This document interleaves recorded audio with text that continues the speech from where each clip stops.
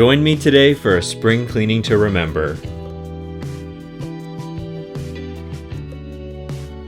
Right, number 10 is cleaning. There is no reason to be in a dirty house when you're trapped at home. And hey, dusting and vacuuming do not have any sanitizing antiviral powers, but guess what? They need to be done just as much as they did the day before the coronavirus happened.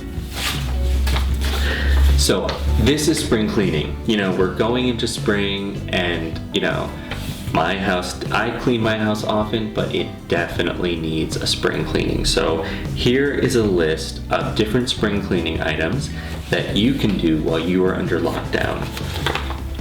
First is rotate your wardrobe for spring. I think it's very important to rotate your wardrobe 4 times a year, to do it with the seasons. Now the reason is, we typically wear, and this is an old expression, 20% of our clothes 80% of the time.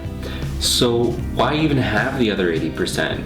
And if it's not for a special use, like for example, ski clothes, you only wear those when you're skiing, you're not going to throw them out just because you didn't go skiing this winter. You're still going to go skiing again, and you're not going to want to spend the money on more.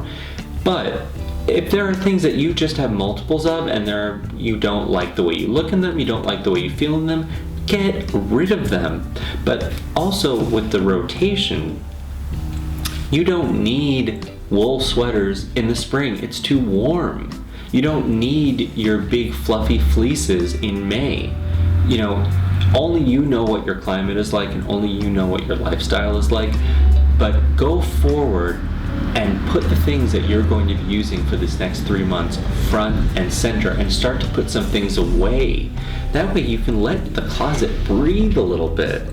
And this is just going to make every morning easier, because you'll be able to find things. And when I did this, it was kind of funny, because I found a lot of things that I said, hey, I would have worn this if I even remembered I had it.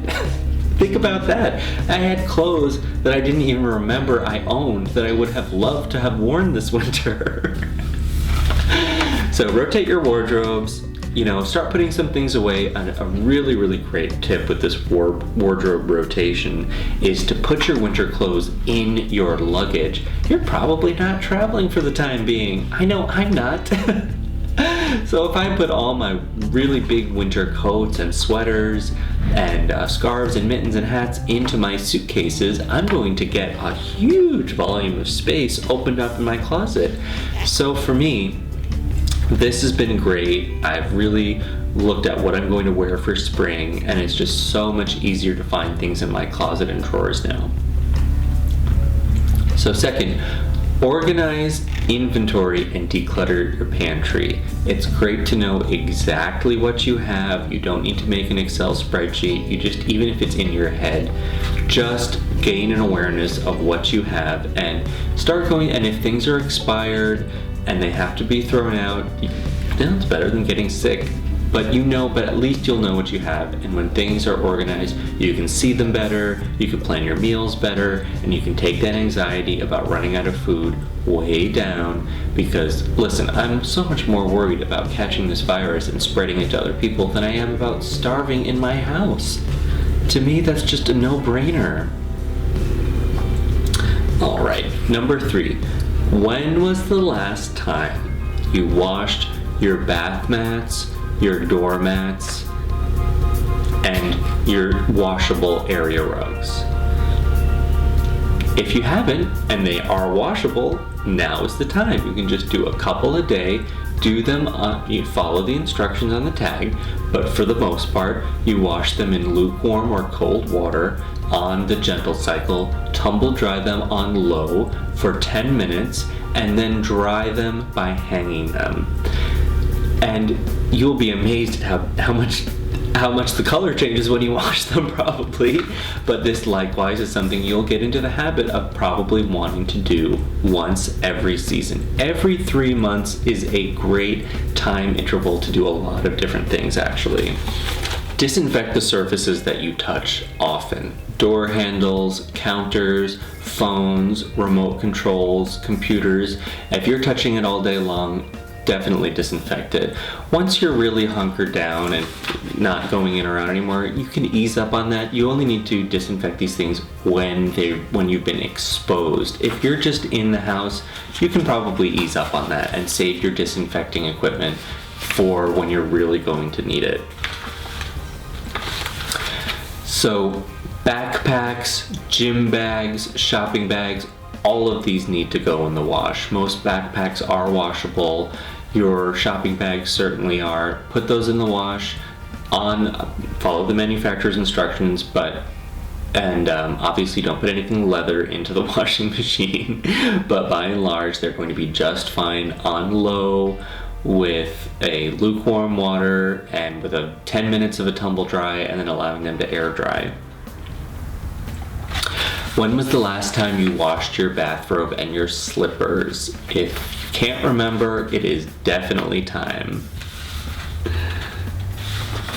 When was the last time you washed your throw blankets and your throw pillow covers? Now, this is something that obviously you can't change right now, but I think it's very, very important in your home that when you have throw pillows, you have the kind that have detachable and washable covers. It's obviously a lot cheaper to just stuff a pillow full of fill and sew it closed and sell it to you at Target, but it's worth spending a little bit more money for one with a detachable cover, because you'll be able to have it for a lot longer, you'll be able to wash it, and then if you want to change the cover, you can always use the same insert.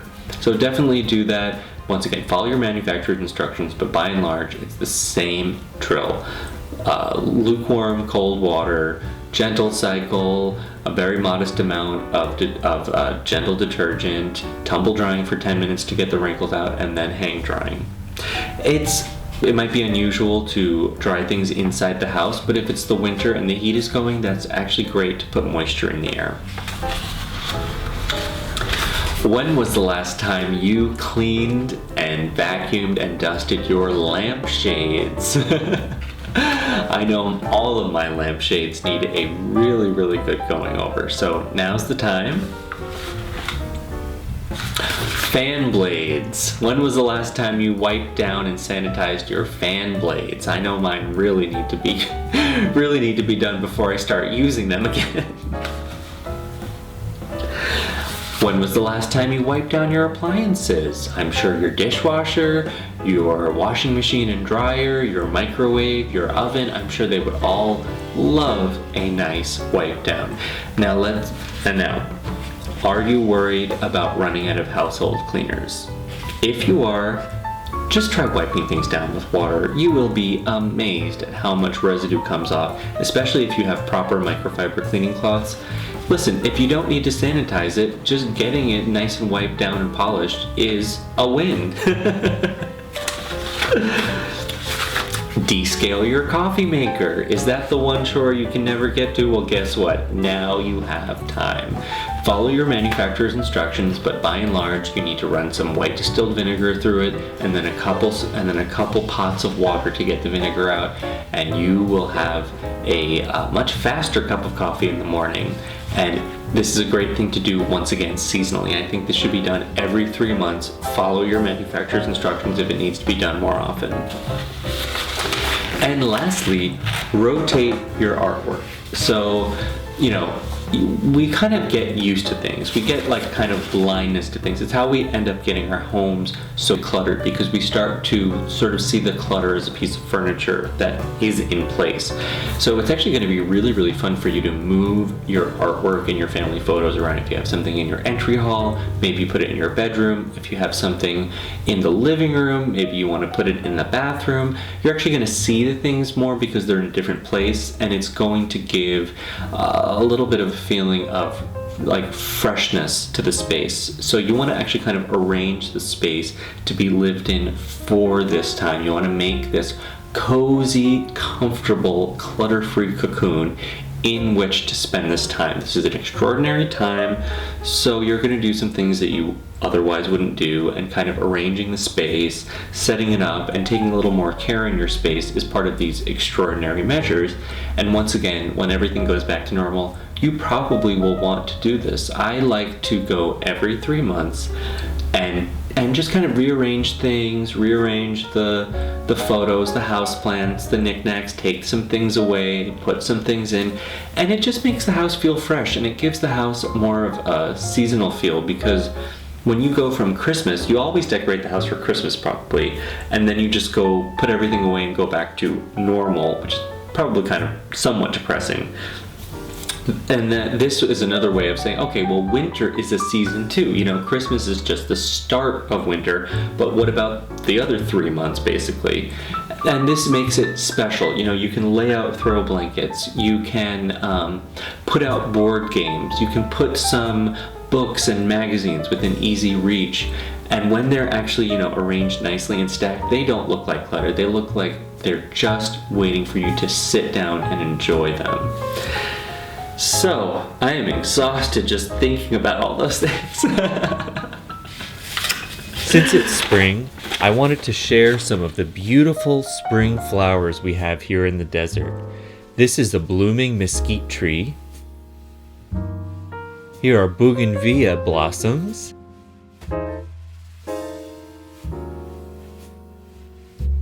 These are called fire thorns, and they make these orange berries, which are a great food source for the birds and other wildlife. The cactuses are having a great year. Here's a barrel cactus.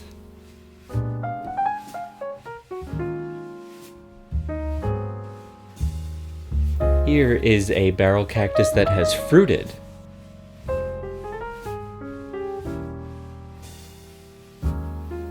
This is a prickly pear cactus that has a profusion of blooms, and this will create lots of delicious fruit. Here we have a lily tree, and the lily trees do really well in the desert, and they bloom for months. So these are huge lilies, just like you would find in a florist, except they're growing all over a tree, and they bloom every single day.